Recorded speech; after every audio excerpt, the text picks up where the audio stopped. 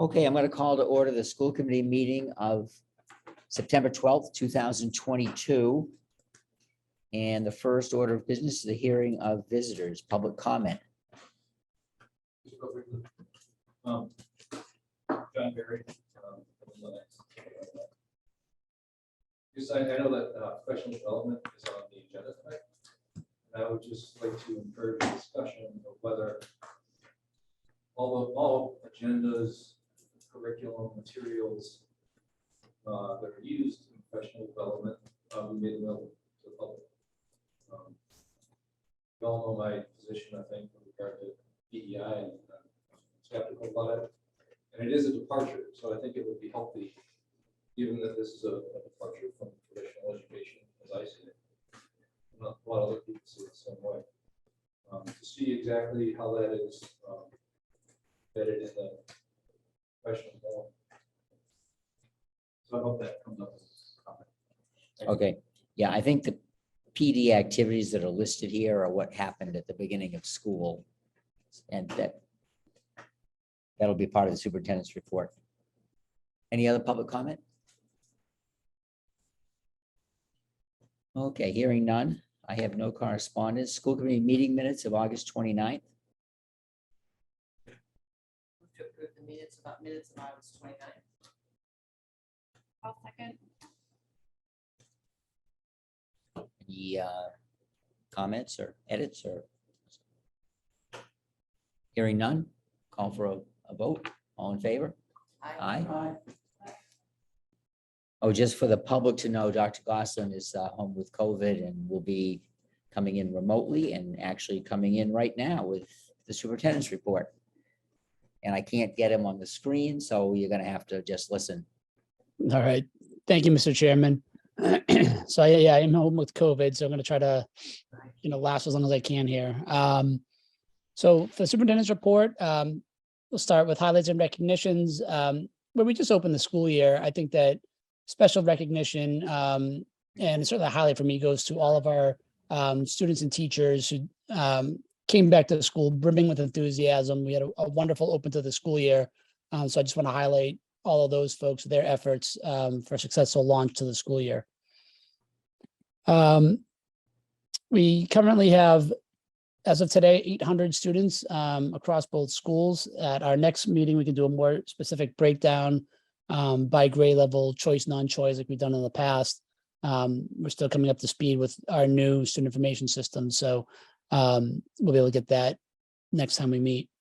And then I'll share with you a report on the opening of school, and that will also touch briefly on some of the PD work. So on Tuesday, August 30th, the Lenox Public Schools Administration welcomed the faculty and staff to Convocation 2022. Held in the LMMHS Duffin Theater, this year's event was in person and allowed us to reconnect as a school community. This year's theme, Engage, Recentering Teaching and Learning for All Students, highlights our district's commitment to engaging and effective instruction and the importance of relationships. We opened the day with a video and a live dance performance created by our administrators that was a spoof on Michael Jackson's Thriller. The goal, excuse me, the goal was to share how thrilled we are to be back and to underscore the importance of joy and fun in our work as educators. Next, teachers participated in a hands-on activity where they painted frescoes in the Sistine Chapel to demonstrate how we can utilize hands-on learning to meet the standards while simultaneously leading to deeper, more enduring understanding for students. Finally, I challenge teachers to think about how to make the student the classroom so that we're creating opportunities for students to feel safe, seen, and valued as teachers work to promote the success of each learner. Joy and hope were the day's theme. The Lenox Public Schools community looks ahead to a more typical school year. Teachers participated in a professional development from Monday through Wednesday with a blend of district-based PD, building-based PD, opportunities to complete mandated annual trainings, and time to work in their classrooms. District-based PD included trainers for teachers on using our new student information system, PowerSchool, and sessions aligned with the theme of focusing on teaching and learning to reach all learners. These activities included sessions on universal design for learning, classroom strategies to promote engagement, and special education. On Thursday, September 1st, LPS held its first day of school, welcoming at that date 799, 800 as of today, students to our schools. Students and staff showed readiness to learn and grow together through various opening activities, events like classroom meetings, and other special events around the schools. You could feel the excitement in both buildings and a renewed energy to return to our traditional pre-pandemic school activities. As we begin this school year, we are fully aware of the work ahead as we build back from COVID-19. We remain resolute and steadfast in our readiness to meet this challenge and continue our commitment to ensuring that all students in Lenox receive an excellent education. And that concludes my report. Thank you. And did we have enrollment numbers? Did we have? Did we get all that? Yeah, I think Mark said that we'd get those more a little later. Yes. The official Yeah, numbers, like, yeah. I have breakdown by grade, but I don't. Well, I don't, yeah. Okay. So we'll move on then to unfinished business, which was the policy, substitute policy GCG. This is the second reading. The changes really were the amount of money to be paid as substitute nurses, which is going up on the proposal to $150. Were there any further questions or comments on the policy? Hearing none, we'll take a vote. All in favor? Aye. Okay, Do we technically have to move it second that one? I'm sorry. Since it was already, we don't have to move it second it You know, because it was second reading. I just want, you know what? I want to protect my friend Amy over there. And I would be happy to second it. And then we can just redo it again. Okay, all in favor? Aye. I'm just trying to. Yeah, no. Sorry. No, I think I knew that. I was reading your mind. So she's gonna be like, who moved it? I think all we did was read it the last time, and we Yeah, well, didn't so have a then motion, and then right? this time You're we right. have to- We have to do the whole thing. Okay, have there been any subcommittee meetings? I will just say it for ours, the TLC committee meetings this meeting next Wednesday, this Wednesday. Yeah. And I We're don't trying to think there have have been the ours others. A monthly schedule. Okay, so we're going to go into executive session. So I'll need someone to make a motion, and we do intend to return to public session. And I don't think that it's necessarily going to be any longer than maybe 30 minutes, but it might be shorter. Text in front of us, if somebody wants to read it. So, To read the, don't we have to read the? yeah, so if somebody would read All the, right, so Bob, I move, we're going to executive session for the purpose of MGL Chapter 30A, Section 21A3, to discuss strategy with respect to collective bargaining or litigation, and MGL Chapter 30A, Section 21A7, to comply with or act under the authority of any general or special law or federal grant in aid requirements with the intent to return. I'll second that. and this calls for a roll call vote. Did Rimmer, aye? Veronica Fenton, aye. Bob Vaughn, aye. Megan Kirby, aye. Christine Morrow, aye. Okay, so we are going to go into executive session, and Are we going to the conference room? why don't, yeah, we'll go to the conference room.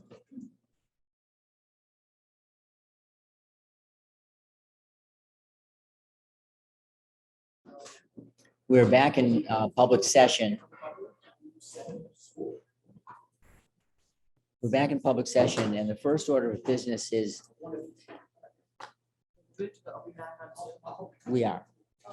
So we've reached a tentative agreement with the custodial unit D of the unit D. And we have not received formal word that they've ratified it. We were supposed to hear that today. We believe they have, but I have not heard that formally. So, thank you. So I'll talk about it briefly. The wages would be similar to the wages that the Unit A got, 2.25 the first year, 2% and 2% the second and third years. There's a longevity, a new longevity article added. There's language, changing language on retirement allowance for people who are retiring. There's new language on the temporary leave of absence clause that allows people to potentially take a leave, but still be guaranteed they'd have their job back.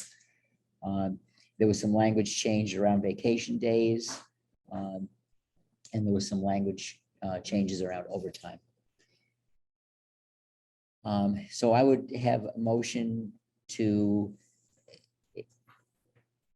approve the custodial contract subject to knowing that they have, actually ratified it. So we can just move, we have to vote. Move to approve them. So I would approve the contract. I'll second. Any further comments? Hearing none, call for a vote. All in favor? Aye. Okay. Secondly, we have received the summary of the, we empowered our attorneys to conduct a bullying audit back in June. And Mariam Marchetti conducted the audit with Nan O'Neill, but Mariam was really the person on the scene here. We were concerned, the concerns have been going on for years, but we triggered fairly specifically by a gentleman coming to the committee in May. So we asked the investigator to begin with that, talk to the people involved in that, and see what directions that took. And then additionally, there was some other staff to student, student to student bullying concerns that came up as the part of her investigation. And she interviewed many students, many staff, some parents, and some school committee folks and administrators, and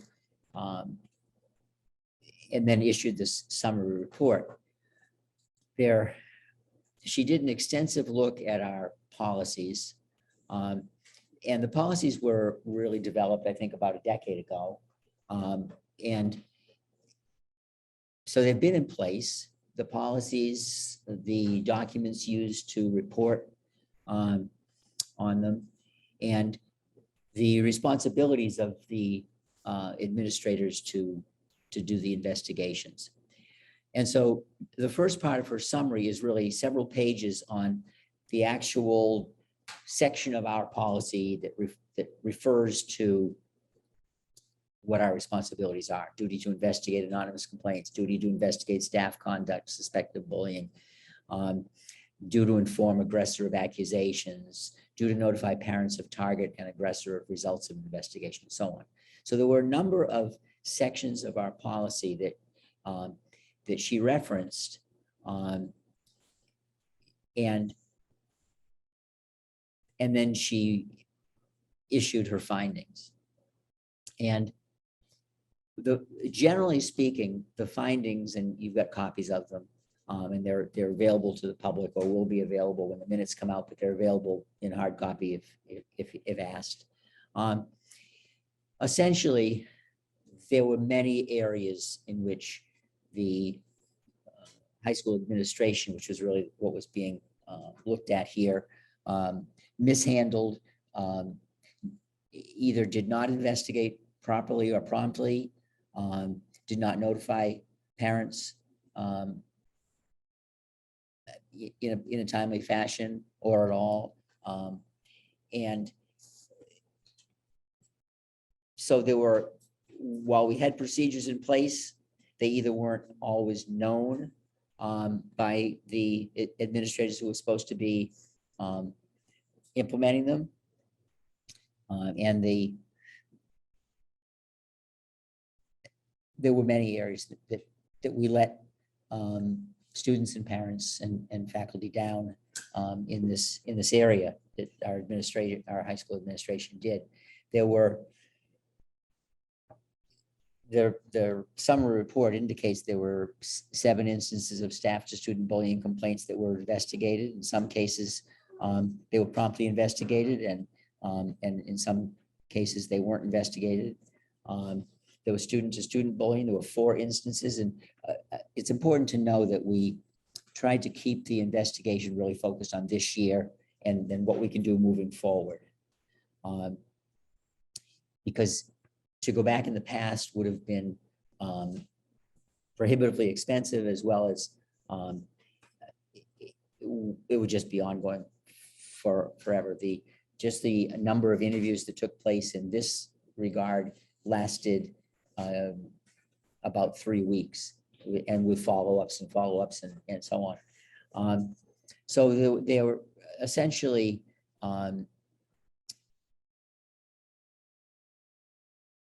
there were many protocols that were just not followed appropriately with respect to the investigation, documentation, and the process and formal bullying reports. So that said, they then issued, our investigator then issued some recommendations, and they go very specifically according to our policy, different sections of our policy and what we need to do to improve those areas of our policy, and what we should do. And in some cases, some wording changes, but mostly it's actually following them, following the procedures that are outlined, and doing it in a timely fashion, and not dismissing